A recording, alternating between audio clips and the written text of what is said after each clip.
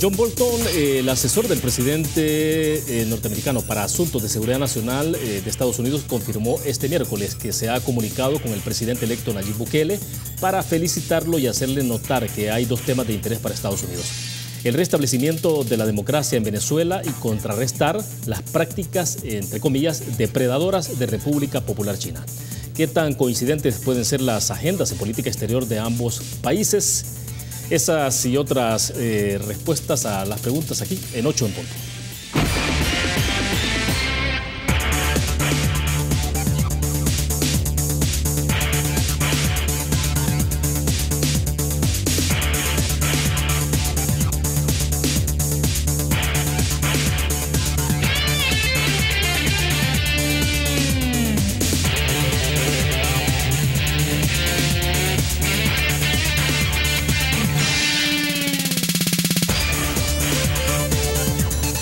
Buenas noches, es un gusto que nos acompañe en 8 en punto. Nuestros temas para la reflexión, el análisis de esta noche: el estado del país y la transición de gobierno tras el resultado electoral del domingo 3 de febrero.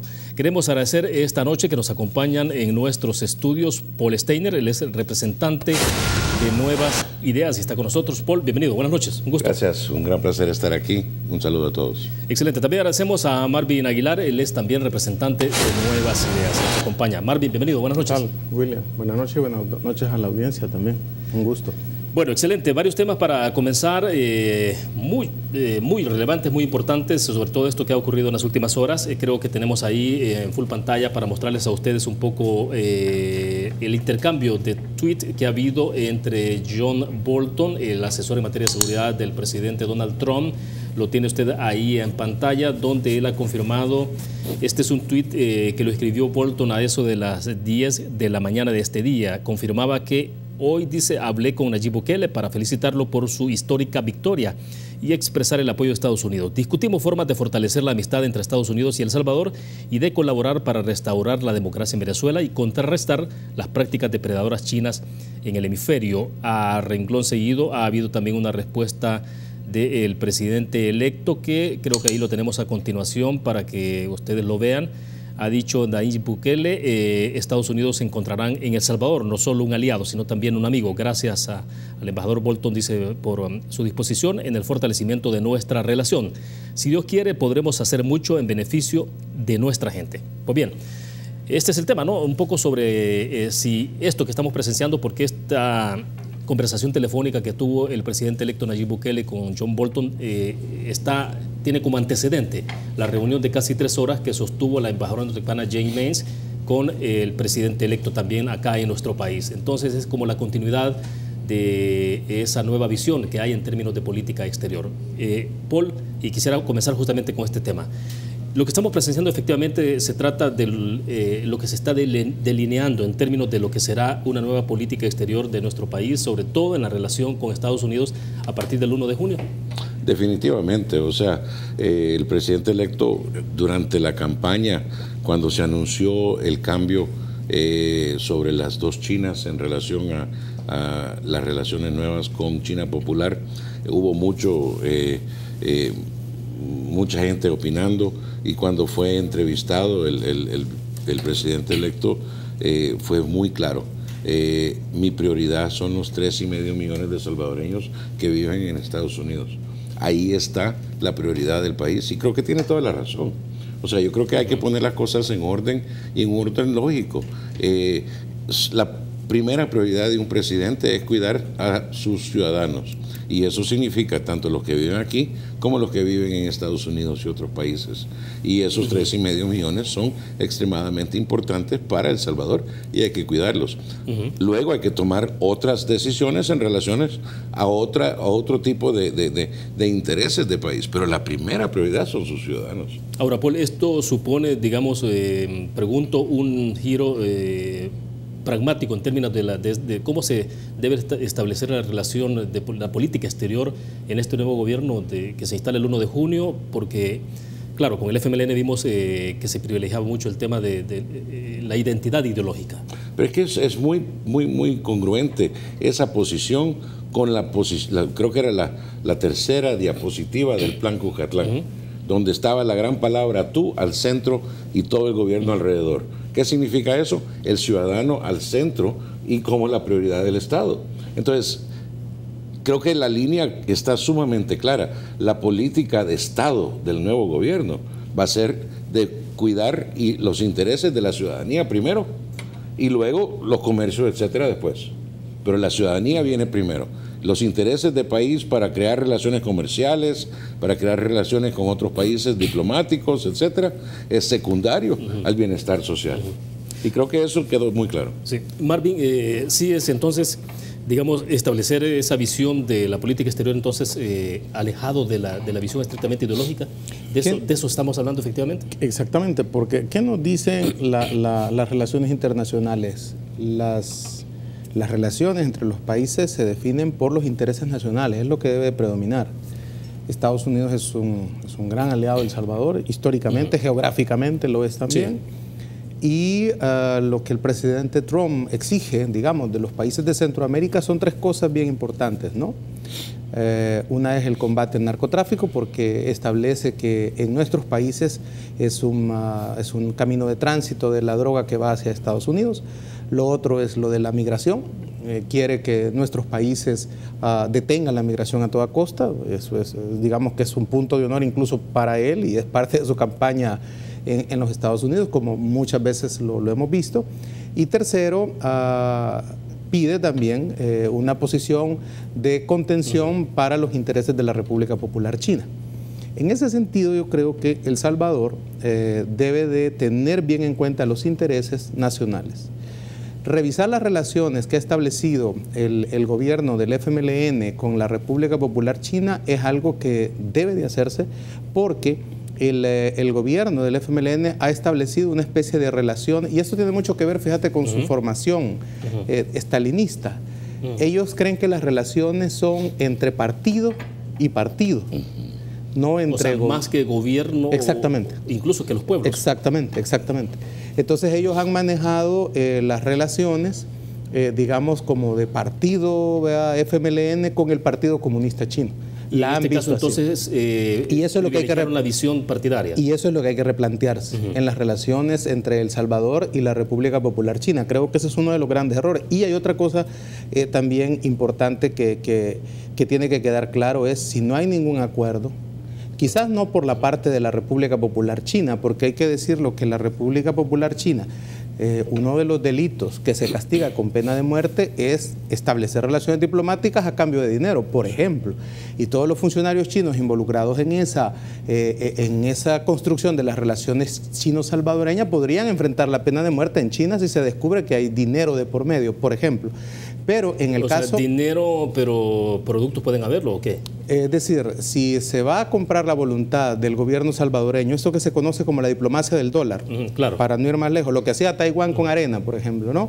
Si esto es así, en la República Popular China, los funcionarios chinos pagarían con pena de muerte digamos, esa relación que se ha construido bajo esa óptica. Por lo tanto, lo que debe de quedar claro es qué beneficios ha obtenido el FMLN como partido, porque ellos así han estructurado las relaciones diplomáticas con la República de China Popular, y deshacer ese entuerto le corresponde al nuevo gobierno. Ahora, para que nuestros empresarios también tengan la certeza y la transparencia, ¿qué es lo que ellos han dicho?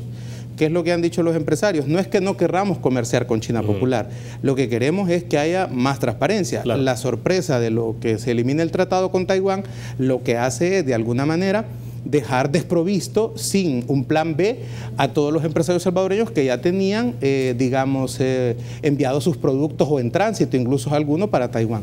Entonces, además, ni siquiera era condicional. Claro, claro. Entonces, yo creo que ese manto de opacidad, de oscuridad que está sobre esa negociación que se ha hecho por parte del FMLN, creo que es lo que más está dañando la relación con Estados Unidos. Porque Estados Unidos está diciendo, bueno, ¿y qué más aprobaron? ¿Qué más acordaron hacer? Y ahorita hasta los mismos ciudadanos están siendo sorprendidos por cosas nuevas que están saliendo. Claro, y es interesante, en el caso del Tratado de Libre Comercio que se suspende, el gobierno central emite un comunicado de 5 puntos este mismo día, ayer, y por ejemplo hace referencia en el punto 2 sobre el tema de que hay un memorándum de entendimiento entre los gobiernos para el establecimiento de esas relaciones diplomáticas, y es un documento suscrito el 21 de agosto de 2018. Es decir, pero hoy nos estamos enterando que hay un documento que se suscribió en agosto. Eso es cuando se establecieron las relaciones diplomáticas. Eso es cierto.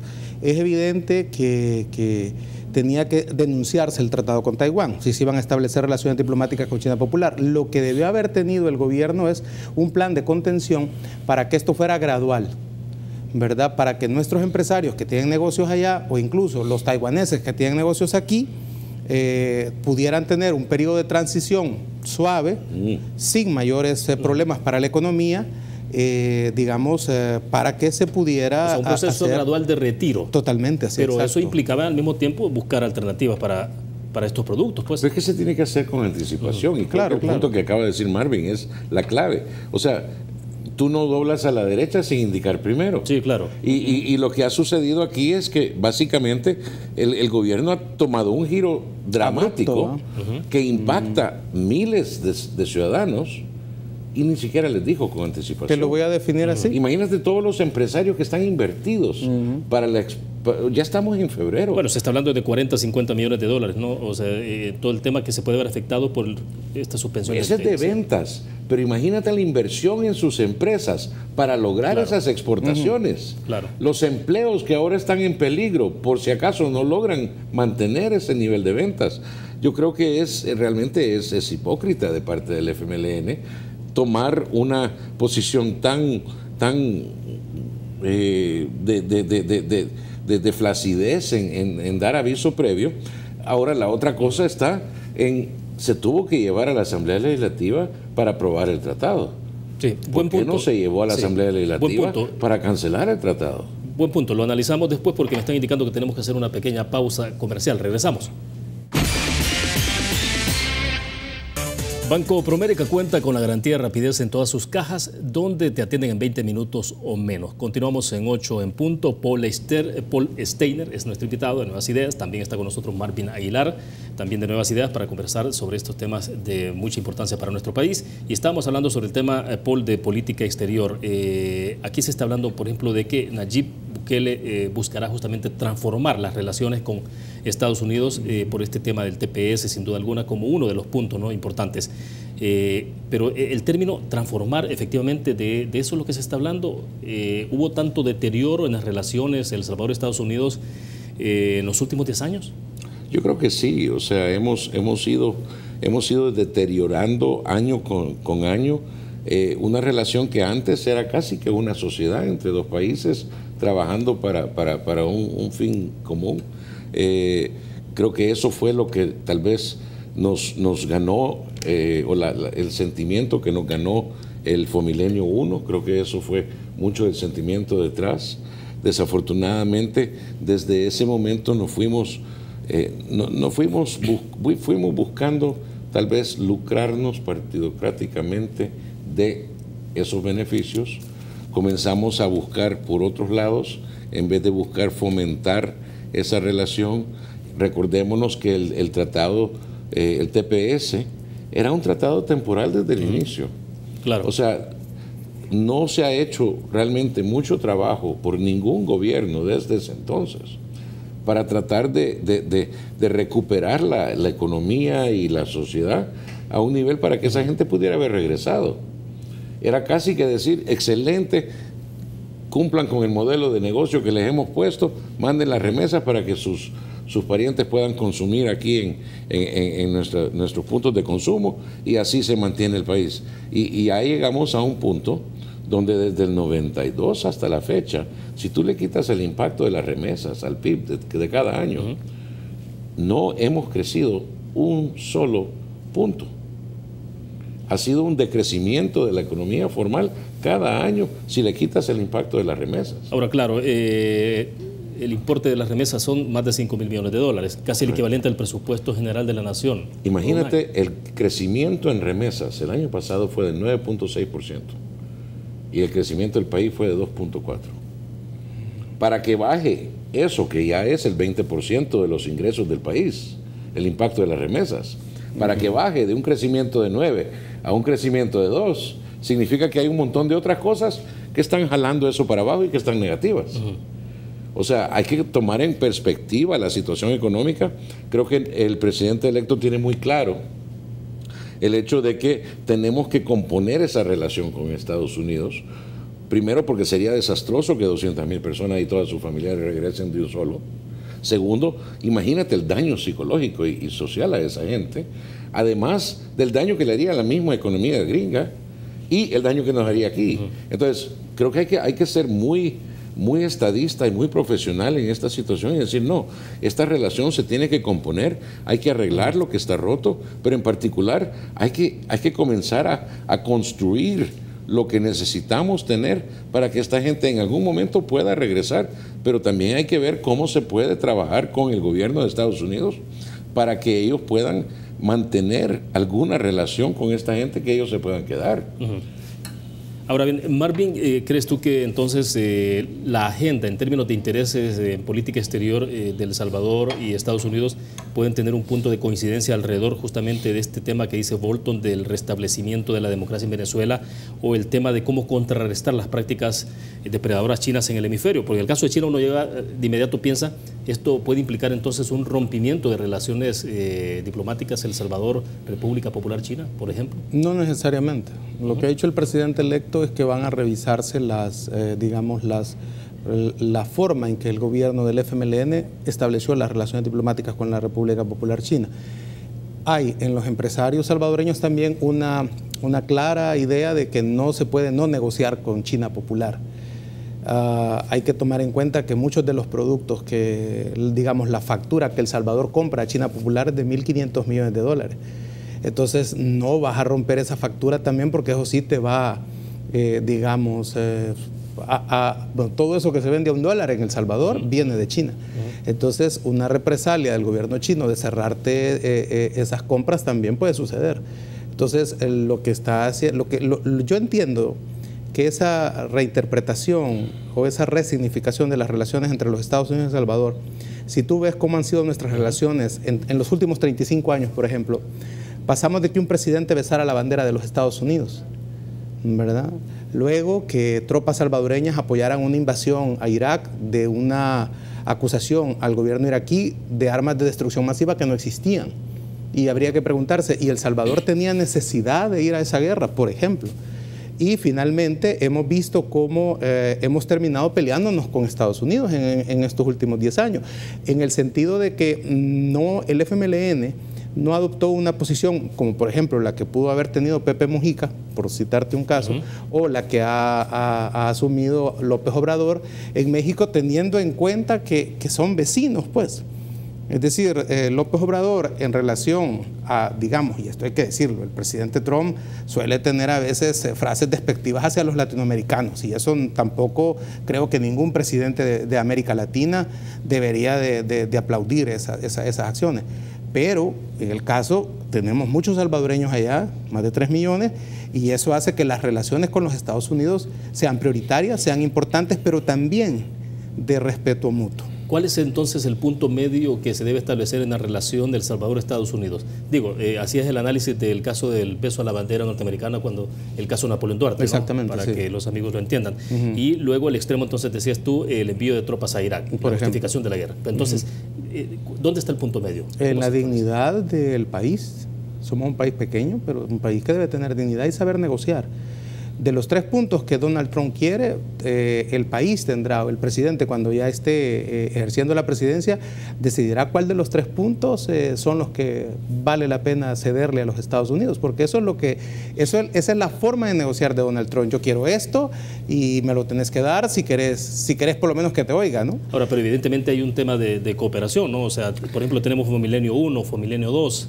Y no lo están quitando, o sea, reconozcamos que realmente yo tal vez no usaría la palabra cuál de los 3 le vamos a ceder, porque si estamos hablando de la corrupción, con todo respeto, el más interesado en parar la corrupción debería ser El Salvador. Así es. Si estamos hablando de la migración, con todo respeto, el más interesado en parar la migración debería ser El Salvador, porque se nos están yendo los mejores, ¿verdad? Los más valientes, los más atrevidos, los más listos para adaptarse a nuevas circunstancias. Es exactamente el tipo de gente que queremos emprendiendo aquí. Y lo peor es que se van para allá y allá son muy exitosos para mandar sus remesas para acá. Y están preparados a vivir todo tipo de circunstancias, vivir 20 en un tráiler para poder ahorrar y enviar dinero. Esa gente merece un gran montón de respeto, pero prefiero que estén aquí y que les demos las condiciones para que ellos puedan crecer y aquí emprender y aquí salir adelante.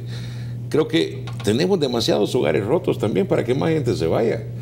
Dicen que hay como 55,000 niños que viven en hogares rotos ahora, en La Paz, cuando eran 35,000 en la guerra, y porque o su papá está preso o muerto o se fue para el norte. Creo que tenemos que tomar eso en cuenta. Y ese es un punto de partida para las relaciones. Por supuesto. Lo que está diciendo Paul. Nosotros podemos decir, ayúdenos a que no se vaya la gente. Es nuestro propio interés. Lo hemos hablado casualmente en la tarde, Ahora, lo de la Franja Norte. Solo en la Franja Norte en la Franja Norte hay 23 municipios que aglutinan el 75% de la pobreza extrema, pobreza real, 75%. Si tú atendes esos 23 municipios y le das atención a eso, obviamente va a disminuir la migración, y no solo la migración hacia los Estados Unidos, sino que también el desplazamiento de gente que pasa al interior de El Salvador, que ya es un problema grave y que este gobierno no ha querido reconocer, por ejemplo, ¿no? Ahora, me pareció interesante porque el presidente electo hacía referencia en las declaraciones que dio hoy a AP, a la agencia norteamericana de noticias AP, donde hacía referencia al muro. Pues sí, un muro, pero hay que levantar los muros en nuestros países, algo así decía él, en términos de cómo evitar que la gente se vaya y darle las condiciones sociales. El muro se construye de oportunidades, se construye de educación, se construye de salud, no se construye de ladrillos y de hierro. Yo creo que eso es lo importante. Si el presidente Trump tiene $50,000 millones disponibles para invertir en un muro, si invirtiese ese dinero, o una mitad de ese dinero, en levantar las economías de Centroamérica, estaríamos hablando de un levantón económico. Con políticos que no roben, no se te olvide eso. Por supuesto, pero es que yo creo que ahí voy. Y solo el tercero, que tampoco creo que es ceder. La ruta de la seda china está clara, es una estrategia que han tenido por décadas y la están cumpliendo. El hecho de que Estados Unidos ya no es el único país en el mundo con dominio de la economía es claro. China es el número 2 y ya compitiendo muy cerca de ser el número 1. Ahora,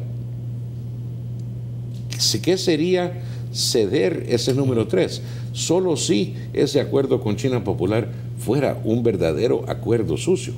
Si fuera un verdadero acuerdo sucio, entonces mantener eso sí sería algo en contra de nuestra relación con otros países. Pero si es un acuerdo justo, equitativo y un acuerdo que es beneficioso para El Salvador, eso mismo va a contribuir a reducir la migración y la corrupción. Y si queremos tener relaciones con más de un país, yo creo que todos tenemos el derecho como países de poder establecer nuestra política comercial por todos lados. De acuerdo, nos quedamos en ese punto. Hacemos otra pausa, regresamos. Bien, Paul, la semana pasada, leímos de ahí la denuncia que hizo el presidente electo sobre lo que estaba, supuestamente está ocurriendo al interior de algunos ministerios, que tiene que ver con un tema que se está generando de alguna forma inestabilidad laboral, en tanto ha habido movimientos internos, se sugiere que incluso violando procedimientos legales, ¿no? Procedimientos institucionales incluso. Y entonces el presidente electo hacía la denuncia pública, inmediatamente después conocimos, y lo mostramos acá también en 8 en punto el pasado viernes, cuando el ministro de Hacienda emitió un comunicado, ¿no? Prácticamente reiterando la necesidad de que se estableciera todo bajo procedimientos institucionales, y reiterando además de que no había ningún nivel de autorización para que hicieran algunos procesos internos en los ministerios. Y esto ha llevado a mucha preocupación dentro de la institución. Creo que lo tenemos, sí, lo tenemos ahora. Ese fue el comunicado que emitió el Ministerio de Hacienda, ¿no? Un poco de esto fue inmediatamente después que el presidente electo hizo la denuncia pública sobre todo lo que estaba ocurriendo, y ahí se hablaba, era un comunicado ahí de 4 puntos, donde prácticamente estaban hablando de ese tema de la prohibición de creación de plazas y demás. Pero entonces, finalmente, ¿qué es lo que está ocurriendo, Paul? Porque no se han instalado las comisiones de transición, ¿no? No, todavía no. Prácticamente desde el día después de las elecciones comenzamos a oír ya gente con ansias de que van a despedir a todos, les estaban dando muchas amenazas así encubiertas, a empleados públicos diciéndole, si sos del FMLN te van a quitar, si sos de Arena también, entonces desestabilización, etcétera.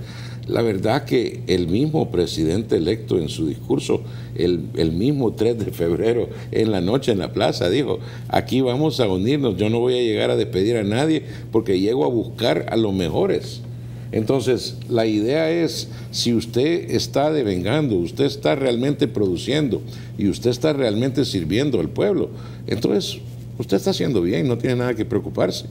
Si usted está ahí porque es cliente del partido, si usted está ahí porque es pariente de alguien o algo así, entonces probablemente o le vamos a tener que encontrar algo que hacer o mejor vaya a buscar por otro lado. Pero yo creo que el punto clave aquí es que lo que estamos viendo es un montón de gente comiendo ansias que realmente no es necesario. Si usted está siendo invitado a participar en dejar que le quiten el puesto que tiene para ponerle uno más bajo, usted es igual de culpable de hacerlo como la persona que le está invitando a hacerlo. Esto y eso podría ser constitutivo de delito incluso. Por supuesto, o sea, es un trato entre los dos el que se está haciendo, porque está firmando de aceptado. El comunicado que sacó el Ministerio de Hacienda, yo lo interpreté como un regaño. Un regaño que le decía a todos, miren, dejen de estar haciendo esto, todos sabemos que es ilegal, todos sabemos que si no estaba aprobado por el presupuesto de la Asamblea Legislativa no se puede hacer. Entonces, pero el problema es que sigue. Seguimos recibiendo reportes de que esto sigue haciéndose, hasta en el mismo... A pesar de que hubo ese comunicado el viernes. Ministerio de Hacienda está moviendo. Entonces, ojalá solo sean rumores, pero realmente cuesta entender cómo esto es un descaro, el abuso del dinero de los salvadoreños, porque es eso lo que están ocupando. Y proteger a gente que estuvo puesto ahí, son 181,000 empleados públicos. Ha crecido gigantescamente esa planilla, ya es más de 2,000 millones de dólares al año. Dicen que solo los 45,000 que el FMLN, 50,000 que el FMLN ha contratado, representa la mitad de esa planilla, 1,100 millones de dólares al año. Entonces, esa es la mejor manera de cumplirle a los reportes del Foro Económico Mundial, donde dice que El Salvador es el segundo país con mayor desvío de fondos públicos. Ese dinero es para entregar el bien común, para medicina en los hospitales, para obra pública, para inversión en escuelas. Entonces, tú sabes que la inversión en educación, inversión pública en educación, nunca ha sido ejecutada en los últimos 10 años, más del 50% de lo que se aprobó en el presupuesto. Paul, ¿cómo se corrige todo esto entonces? Porque finalmente tampoco, si el presidente electo ha dicho que no va a llegar a despedir, significa que entonces si hay un estimado de 45,000 que llegaron con los gobiernos del FMLN, tampoco van a llegar a... entre 40 y 60,000 empleados públicos. Increíble. Cerca de 60,000 entonces. Entre 40 y 60,000 empleados. Entonces, ¿qué hacer con ese segmento? Habría que... Es fácil determinarlo, ¿no? Hay una cuestión en esto. Sí está claro que no se van a despedir empleados públicos, o sea, en esta categoría que se conoce como servidores públicos. Y no tiene nada que ver si pertenecen a un sindicato, si son sindicalistas, si son de Arena o si son del FMLN. O sea, los que están por ley de salario. Exactamente, no va a haber persecución a los empleados, pero sí una de las cosas que hemos descubierto es que, por ejemplo, los grandes problemas en la ineficiencia del Estado tienen mucho que ver con las jefaturas. Y esa es una cosa que va a haber que analizar. Todas las jefaturas deberán de someterse a una evaluación que los titulares determinarán en su momento. Y si hay que cambiar jefaturas, habrá que cambiarlas. Lo otro que hay es por la disparidad o la injusticia salarial que ha promovido el FMLN en estos 10 años. O sea, ¿qué hemos encontrado? Te voy a poner un caso. Hay un ministerio que tiene de inversión anual $500,000 y solo 37 personas cobran $750,000. Eso tiene que acabarse, porque no puede ser que un grupo, aquí mucho se dice que los sobresueldos, por ejemplo, ¿cuál era el gran pretexto de los sobresueldos? Que necesitas, digamos, profesionales capaces y por eso tenés que complementarles el salario. Bueno, pues aquí vemos una especie de burocracia dorada que ha fomentado el FMLN, donde te encontrás, por ejemplo, a hijos de diputados ganando salarios de $2,000 en una oficina de 3 personas que deberían de tener ya un resultado, digamos, para lo que se les contrató, y no hay resultados. Ahora, pero también hay salarios que están por arriba de lo que gana un ministro. Hay asesores. Sí. Asesores, por supuesto. Entonces, ¿cómo es posible que puedan haber asesores que ganen más? Eso es lo que yo te llamo la injusticia salarial que ha promovido el FMLN. Entonces, ¿qué es lo que ha pasado con esto? Que hay muchos empleados que llevan ahí 20 años, que ganan 800, 600 dólares, y de repente llega el hijo de un diputado, el pariente de un funcionario del FMLN, le ponen un salario de 2.000, 2.500 dólares, y entonces el empleado se desanima. Entonces, esas situaciones va a haber que revisarlas. El caso que decía Paul, que se siguen haciendo, lo estamos viendo con una acción que entendemos quieren hacer en esta semana, que es la de nombrar a los directores del Consejo Superior de Formación Docente, que son un cargo, fíjate, que va a durar para 5 años. Esto es grave porque son los que deciden las políticas educativas.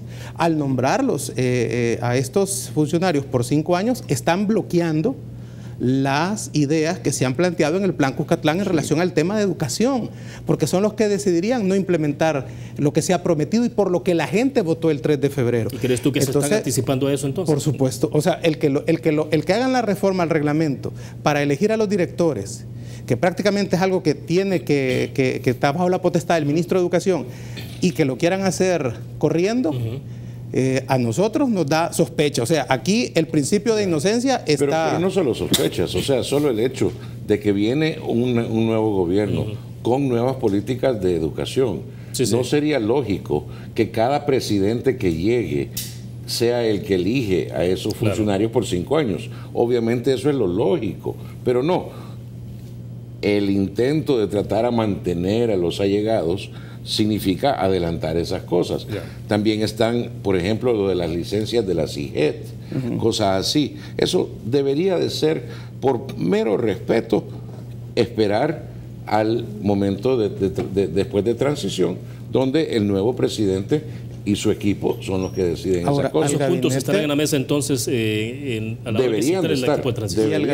Y al nuevo gabinete, en la parte de la inducción, va a haber que instruirlo en el sentido que la ley del servicio civil, a partir de los artículos 34, da la autoridad para revertir todos esos nombramientos. La Corte de Cuentas de la República, al pedir una auditoría especial para ver los casos de nombramiento, ojo, y esto es importante, lo que tú decías, para los empleados que han aceptado esos traslados, que así como hay un despido injusto y cuando te despide el Estado está obligado a devolverte los salarios caídos, si hay un nombramiento injusto e ilegal, ese empleado va a tener que devolver los salarios que ha cobrado de manera ilegal. Esto también implica ir al Tribunal de Ética Gubernamental, donde se multa al funcionario que hizo esos acuerdos. Y puede hasta prevenirlo de ser funcionario. Exactamente. Esta instrucción se le va a dar al gabinete para que revise todos esos casos. O sea, que no crean que se va a quedar en la impunidad esa forma de tener jefes que los estás pasando a la ley de servicio civil con el salario de jefe, pero que ya no son jefes. Y fíjate lo que le están ocasionando al presupuesto general de la nación. Eso quiere decir que un nuevo gobierno tendría que ampliar todavía más la partida de salarios, porque como no podés contratar y vas a tener técnicos ganando igual que el director, o sea, es decir, yo en el caso del Ministerio de Educación, yo le haría un llamado al ministro de Educación que se abstenga de nombrar a los directores del Consejo de Formación Docente, ¿no?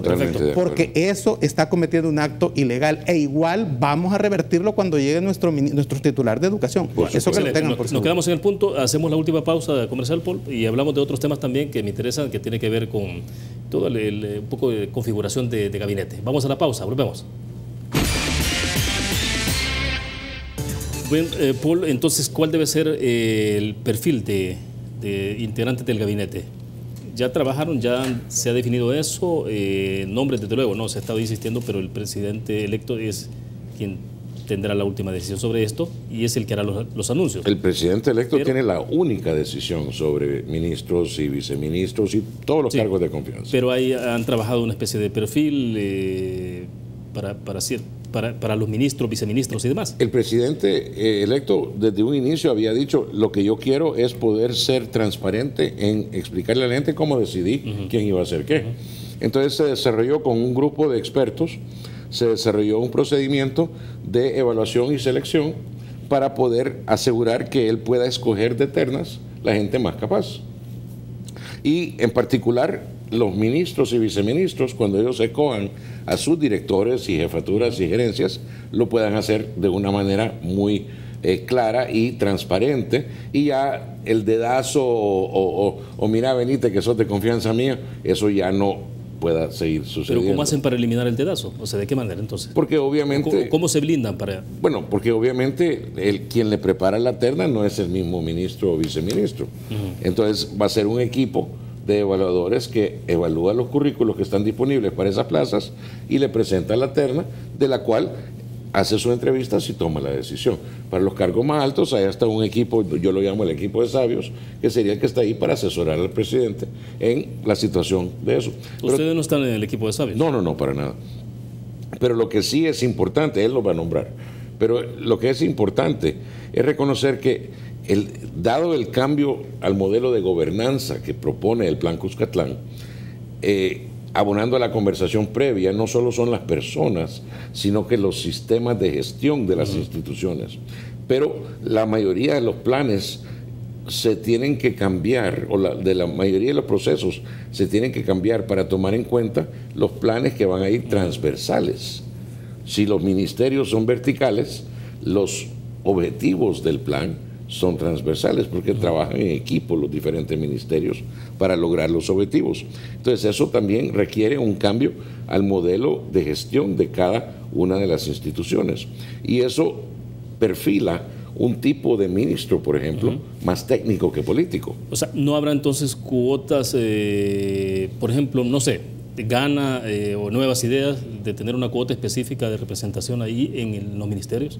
Mira, que yo entienda, desde un inicio el acuerdo con Gana solo era la deuda política y que no había ningún intercambio de influencias sobre quién participaba.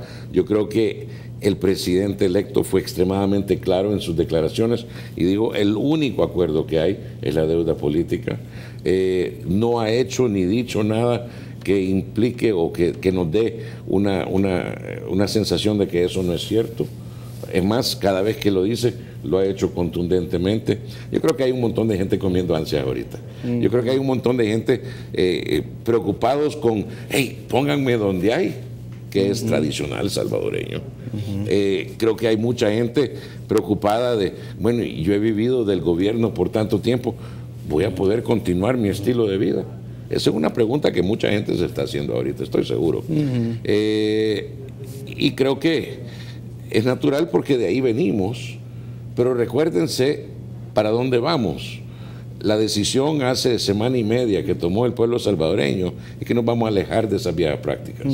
Entonces yo creo que es hora que comencemos a ver la realidad de la situación, y si ponemos donde hay en nuestra intención, pues mejor vayamos a buscar por otro lado, porque yo no creo que este gobierno va a ir en esa dirección. Yo creo que está sumamente claro, bajo la presentación que hizo el presidente electo en su plan Cuscatlán, este va a ser un gobierno que pone al pueblo salvadoreño al centro, no a los amigos al centro, y el pueblo salvadoreño que le rebalse le salpique lo que pueda. Yo creo que es al revés, y esto significa que tenemos que hacer las cosas bien. Obviamente hay un montón también comiendo ansias porque quieren que los cambios comiencen ya. ¿Cuántas llamadas hemos recibido de gente con la que hemos estado hablando durante campaña diciendo esto es lo que queremos hacer, participaron en el plan de gobierno? Bueno, ¿y cuándo comenzamos? Tranquilo, tomamos posesión, el presidente electo y el vicepresidente electo toman posesión el 1 de junio. Ahorita hay que darle espacio, hay que darle tiempo, hay que darle todo el apoyo posible para que nombre su mejor grupo de gobernantes y nombre su mejor equipo de apoyo para que realmente comience a hacer un traspaso transparente y que realmente determine la posición que vamos a encontrar el Estado, y así, 1 de junio, comienza la transformación de El Salvador. Ahora bien, Marvin, en términos de salarios, los ministros tendrán el salario que justamente aparece de acuerdo a la ley. Sí, una de las promesas, acuérdate, es suspender la partida de gastos reservados. Generalmente se cree que de esos movimientos que se hacen en Casa Presidencial salen los sobresueldos. los sobresueldos. La práctica de sobresueldos. Yo animaría desde tu espacio a los ministros y viceministros que digan si lo reciben o no lo reciben, porque eso se va a saber cuando nosotros lleguemos ahí, si lo reciben o no lo reciben. ¿Habrá forma de saberlo? Y habrá forma de saberlo, y creo que si lo reciben deberían de declarar Hacienda como mínimo o deberían de declararlo en probidad cuando se vaya. Exacto. ¿Verdad? Deberían de hacerlo porque eso es ético. No puede ser en el caso que el ministro de Hacienda esté recibiendo sobresueldos, en el caso, que no lo declare Hacienda, que no pague renta. Eso tiene un nombre, se llama cinismo, se llama sinvergüenzada, y eso tiene que terminarse. Este dato, fíjate, que me gustaría compartirlo con los televidentes, que cuando lo supimos a mí me ha sorprendido, y es un dato del Banco Mundial. Se van 400 millones de dólares al año en las compras, en actos de corrupción, en malas prácticas administrativas. Esto pasa por reformar la ley LACAF o hacer... si reformar la ley LACAF, propone el Banco Mundial, para evitar esta fuga de 400 millones de dólares. Al año. Al año, mira de lo que estamos hablando. Entonces, ¿por qué no han resuelto este problema en la cuestión de las compras? Entonces, lo interesante, otra cosa que es lo que decía Paul, y que a mí me gusta mucho estar apoyando en este trabajo, es que se acabó el dedazo. Y esto va para, digamos, para los puestos también hacia el interior del país, en esas ansias que hablaba Paul, que tengan claro de que el nombramiento de jefaturas departamentales, de jefes y todo eso va a ser transparente.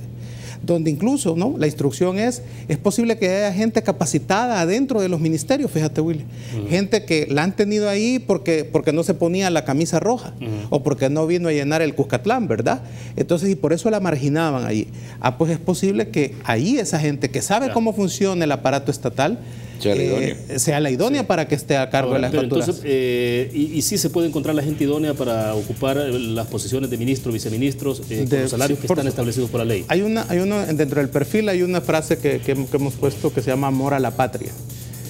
El tema de los salarios debe de arreglarse en el presupuesto siguiente que le toque hacer a la nueva administración, porque estamos de acuerdo que hay que nivelar salarios. Hay que actualizar salarios. Exactamente, eso hay que hacerlo, pero requiere en la actualidad también sobre eso, ¿no? Exactamente. Primero hacerlo de forma pública, pero ahorita dice que el salario anda entre 3,000 y 6,000 dólares para diferentes ministros. Incluso eso, los ministros tienen la misma igualdad. No puede ser que uno gane 3,000 dólares y otro gane 6,000 dólares, cuando las responsabilidades son iguales, ¿no? Hablaremos más adelante, sin duda alguna. Gracias. Gracias, William. Y buenas noches a la audiencia. Paul. Gracias, William. Un placer. Bueno, perfecto. Gracias a ustedes que nos acompañaron. Nos vemos mañana, jueves. Tendremos el panel de analistas acostumbrado de jueves. Así que los esperamos mañana, 8 en punto. Buenas noches.